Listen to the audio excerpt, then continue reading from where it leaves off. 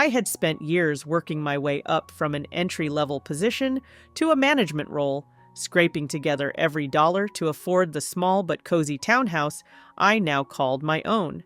It wasn't a mansion, but it was mine clean, quiet, and, most importantly, peaceful. That peace shattered the moment my younger sister, Haley, showed up on my doorstep, suitcase in hand and a grin that immediately set me on edge. "Surprise! I'm moving in with you for a bit," she announced, brushing past me like she owned the place. I stood there, momentarily stunned, as she dragged her bags into my living room and flopped onto my couch. I hadn't invited her. I hadn't even known she was coming. What?" I finally managed, closing the door behind her. "What do you mean you're moving in?" Haley waved a dismissive hand. "Don't be so dramatic. Mom and Dad said you'd be fine with it." That was all I needed to hear. My parents had been enabling Haley's behavior since we were kids. She was the golden child, the one who got to throw tantrums and still be coddled, while I had been expected to be the responsible, mature one. It didn't matter that I was only 2 years older by the time I was a teenager. I was practically an unpaid babysitter, cooking meals, cleaning up after her, and covering for her mistakes. And here she was again, expecting me to take care of her. "Haley," I said, pinching the bridge of my nose, "you can't just show up and announce you're living here." "Why not?" she said, stretching like she was settling in for a long stay. "You have a spare room. It's not like you're using it for anything important." I clenched my jaw. That spare room was my office, where I worked remotely 3 days a week. But before I could explain that, Haley was already making herself at home, kicking off her shoes and propping her feet up on my coffee table. "Besides," she added, "I'm your sister. Families help each other." Help. That word burned. Haley and I had very different definitions of help. To me, help meant mutual support, consideration, and respect. To Haley, help meant me doing everything while she did nothing. I crossed my arms. "And where exactly were you planning on sleeping?" "The guest room, duh," she said, rolling her eyes. I swallowed the urge to correct her. It wasn't a guest room. It was my workspace. But I decided to pick my battles. Instead, I asked the more pressing question. "How long are you planning on staying?" "A while," she said vaguely, grabbing my TV remote and flipping through channels like she owned the place. "I just need a little break, you know. Work was stressing me out." I frowned. "So, you quit?" She huffed. "I didn't quit. I just stopped going." Unbelievable. I had spent years working overtime, saving for a down payment, carefully budgeting to make sure I could afford my mortgage. And here was Haley, waltzing in like a queen expecting to be waited on, with no job, no plan, and no shame. Still, I tried to be civil. "So, what's your plan? Are you looking for another job?" She gave a lazy shrug. "Eventually." That was all the confirmation I needed. She had no intention of leaving anytime soon. Before I could lay down some ground rules, Haley stretched and yawned. "Ugh, I'm starving. What's for dinner?" I blinked. "What? You're cooking, right? I mean, I just got here. I'm exhausted." I let out a slow breath. "Haley, this isn't a hotel. You can't just—" "Oh, come on," she groaned. "I'm your guest. You wouldn't make a guest cook, would you?" "Guest?" I stared at her, barely able to contain my frustration. She hadn't asked to stay. She had invited herself. She hadn't offered to pitch in. She expected me to serve her. And now, after barging into my home, she was treating me like a personal maid. But the worst part? I knew exactly how this would play out. If I refused, she'd run crying to our parents, who would guilt-trip me into letting her stay. They'd call me heartless, selfish, a terrible sister who didn't care about family. I took a slow breath, swallowing my anger. For now, I'd play along. Let her get comfortable. Because when I threw her out, I wanted her to feel the full weight of what she had lost. For the first couple of days, I tried to be patient. I bit my tongue when Haley sprawled out on my couch, her dirty socks tossed onto my coffee table. I held back my irritation when she drained my fridge like a bottomless pit and left the dishes stacked in the sink, waiting for me to clean them. I even forced a polite smile when she casually announced that my Wi-Fi was too slow and that I should upgrade it while she lounged in my living room, binge-watching reality shows on my Netflix account. But by the end of the first week, my patience had evaporated. It wasn't just that Haley was freeloading, it was the entitlement. She didn't just expect to stay in my home rent-free, she expected to be served. "Hey!" she called out one evening as I walked through the front door, exhausted from work. "Can you make me some dinner? I'm starving." I dumped my bag onto the floor and blinked at her. She was stretched across the couch, phone in hand, looking completely unbothered. "You've been home all day," I said, biting back the urge to snap. "Why didn't you make dinner?" Haley scoffed. "I tried, but there's nothing good in the fridge. You should really do some grocery shopping." I clenched my jaw. I should do grocery shopping? The groceries I paid for? That she had been devouring like a locust since she arrived? I inhaled deeply, forcing myself to stay calm. "If you want food, order something," she pouted. "Ugh, but I don't want to spend money." "That's not my problem." She huffed and turned back to her phone, muttering something under her breath. I ignored her, went to my bedroom, and closed the door. The next morning, I woke up to an absolute disaster in my kitchen. Plates, pots, and utensils were scattered everywhere. The sink overflowed with dirty dishes, and the smell of burnt food clung to the air. A half-eaten bowl of cereal sat on the counter, milk curdling in it. The stove was covered in dried pasta sauce, and an empty box of takeout containers sat next to it. So much for not wanting to spend money. I found Haley in the living room, sprawled out in her usual position. "What the hell is this?" I demanded, gesturing toward the kitchen. She barely glanced up from her phone. "Oh, yeah, I tried making something last night, but it was like so much work. I was too tired to clean up." My fingers curled into fists. "Clean it, now," she snorted. "Geez, what's your problem? Just do it later." That was it. I marched over and snatched the phone right out of her hands. "Hey!" She shot up, glaring at me like I had just committed a crime. "No, you listen!" I snapped, holding the phone out of reach. "You waltzed into my house uninvited, you refused to contribute, and now you think I'm your personal maid? Enough! Clean up your mess now, or you can get out." Haley's face twisted in outrage. "Are you serious? I'm your sister! You can't just kick me out like some stranger." "Watch me." She gaped at me, and for the first time since she arrived, I saw it, the panic, the realization that I was done. And then, just as I expected, she reached for her trump card. "I'll call Mom and Dad." I laughed. Because of course she would. She had spent our entire childhood running to them whenever she didn't get her way. "Go ahead," I said, tossing her phone onto the couch. "Tell them exactly how you barged into my house and expected me to serve you. See if I care." She hesitated, like she wasn't sure whether the threat would work this time. I grabbed my bag and slung it over my shoulder.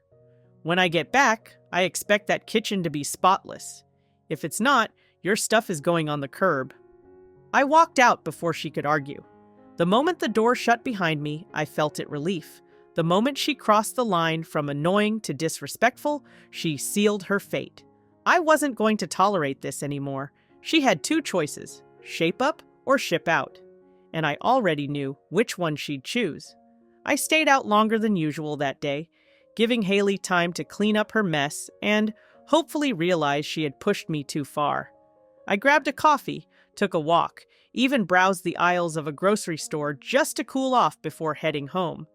But the second I stepped through the door, my stomach dropped. The kitchen was still a disaster. The sink was worse than before, with even more dishes piled up. The counter was sticky, as if something had been spilled and lazily wiped away. And the smell, it was a nauseating mix of spoiled food and burnt something. Haley was in the same spot on the couch, curled up in a blanket, watching some show on my TV. She didn't even look at me when I walked in. I took a deep breath. "You didn't clean." She finally turned her head, looking up at me with the fakest innocent expression I'd ever seen. "Oh yeah," I was going to, but then I got really bad cramps. You wouldn't force me to clean while I'm in pain, would you? I stared at her. I knew this game. I'd seen it my whole life. Haley had mastered the art of playing the victim, manipulating people into feeling sorry for her so she wouldn't have to lift a damn finger. I wasn't falling for it. I don't care if you have the plague, I said, my voice tight. You will clean up your mess, or you can start packing your bags. Her mouth dropped open. Excuse me? You heard me. That's when the real tantrum started. Haley jumped up, throwing the blanket off her shoulders like she was in some dramatic soap opera. I knew you'd be like this. You've always been selfish. I come here, needing a place to stay, and you treat me like garbage. I'm your sister. You're supposed to help me. I let out a sharp laugh. Oh, you need help? You mean help like paying your rent, buying your food, cleaning up after you like some unpaid maid? You don't need help, Haley. You need a reality check, she gasped like I had slapped her. You're so cruel. Mom and Dad were right about you. There it was, the real attack. I crossed my arms. What exactly did Mom and Dad say about me? She smirked, arms folded over her chest like she'd just won something. That you're cold, that you only care about yourself, that you've forgotten what family means. I laughed. Because of course my parents had taken her side. They had spent my entire childhood favoring Haley, excusing every selfish, lazy thing she did, while expecting me to be the responsible one. When I was younger, I used to bend over backward for their approval, hoping one day they'd see me, appreciate me, treat me with the same warmth they gave Haley. That day never came. And now, here was my sister, standing in my house trying to weaponize their words against me. I tilted my head. Let's call them then. Haley blinked. What? Let's call them, I repeated. Right now, let's put them on speaker and tell them exactly what's been happening. I'd love to hear them explain why I should keep letting you treat me like a servant. For the first time, she looked nervous. Well, she stammered, there's no need for that. No, I think there is. I pulled out my phone, opening our family group chat. Since you're so sure they're on your side, let's ask them. Her face paled. You're being ridiculous. Am I? I dialed. The moment my mother picked up, Haley lunged for my phone, trying to snatch it from my hands. I dodged, pressing the speaker button. Hello? My mother's voice rang through the room. I didn't give Haley a chance to interrupt. Hey, Mom. Just wanted to let you know, Haley's been living in my house rent-free for the past week. She hasn't contributed anything, won't clean up after herself, expects me to cook for her, and is now throwing a tantrum because I told her she has to clean up her own mess. Silence. Then, my mother sighed. Oh, sweetie, she said like she was disappointed in me. She's your sister. You need to be more understanding. I laughed. Understanding? I need to be understanding. She's just going through a rough time, my mom continued. You know she's not as strong as you. You're independent, but Haley... There it is, I muttered. There's the golden child treatment. Don't be dramatic, my mother scolded. This is what family does. You're making such a big deal over chores. Just help her out until she gets back on her feet. She doesn't want to get back on her feet, I snapped. She wants to freeload. Stop being so selfish, Mom snapped back. If you throw her out, you'll regret it. She has nowhere else to go. Haley smirked like she thought she had won. I locked eyes with her and smiled. Good thing she has you then. My mother paused. What? I'll drop her off at your place tonight, I said sweetly. Since she has nowhere else to go and you seem to care so much, you can take her in. Haley's smirk vanished. Wait, what? Hold on, my mom started. Oh, no, I interrupted. You just said I was selfish for not helping her. So I'm helping. She'll be your problem now. In fact, she's packing as we speak. I'm not, Haley started, but I shot her a look that shut her up real quick. Mom spluttered. That's not what I meant. I don't have space. Oh, so you don't have space? I said, dripping sarcasm. But I'm supposed to sacrifice my home? Sweetie, be reasonable. No, I'm done. I hung up. Haley stared at me, stunned. You can't do this. I smiled. Watch me. I turned, grabbed a trash bag, and started tossing her clothes into it. Stop! She shrieked. You're being insane. I'll leave when I'm ready. You'll leave tonight, I said. Haley lunged for her clothes, trying to snatch them away, but I was faster. I hauled the bag over my shoulder and stomped toward the front door. Get out! She hesitated, eyes darting to her phone, like she was debating calling Mom again. Try it, I warned. See if she really wants to take you in. That did it. She clenched her jaw, snatched her shoes, and stormed out. I slammed the door behind her. For the first time in a week, my house was mine again, and for the first time in years, I felt free. The house was finally quiet. No more Haley sprawled on my couch. No more dirty dishes piling up in the sink. No more entitled demands for food, money, or favors. Just peace. My peace. I sank onto the couch, exhaling for what felt like the first time in a week. It was over. Haley was gone. She'd stormed out after I threw her things into a trash bag and made it clear she had no choice but to leave. She'd huffed and screamed, but in the end, she'd left. For the first time since she had barged into my home, I didn't feel like I was suffocating. But of course, peace never lasted long when my family was involved. Not even 10 minutes after Haley was gone, my phone rang. Mom. I didn't even hesitate. I let it go to voicemail. Seconds later, a text popped up. How could you do this to your own sister? I snorted. Oh, here we go. Another call, then another, then Dad, then Haley herself. I put my phone on silent and tossed it onto the coffee table. I already knew exactly what they were going to say, and I had no interest in hearing it. But the next morning, the real storm hit. I woke up to an entire novel of texts in our family group chat. Mom, you need to fix this now. Dad, Haley is in tears. Do you have any idea how cruel this was? Mom, I cannot believe you'd turn your back on family. She had nowhere to go. Haley, you are seriously heartless. You threw your own sister onto the street? I rubbed my temples, letting out a slow breath. Then came the cherry on top.